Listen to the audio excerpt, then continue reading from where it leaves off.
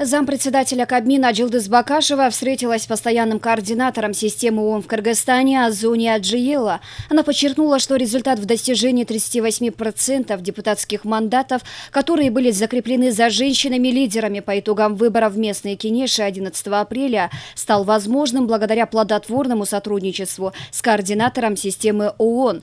Бакашева выразила признательность организации за содействие в разработке национальной стратегии гендерного равенства до 2030 года, которая определяет приоритетные направления гендерной политики в стране.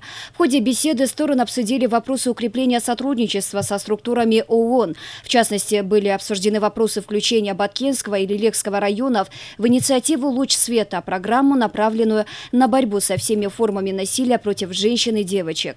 Кроме того, стороны обсудили вопросы совершенствования законодательства в сфере гендерной политики. Азуни Аджиела выразил готовность дальнейшего углубления сотрудничества.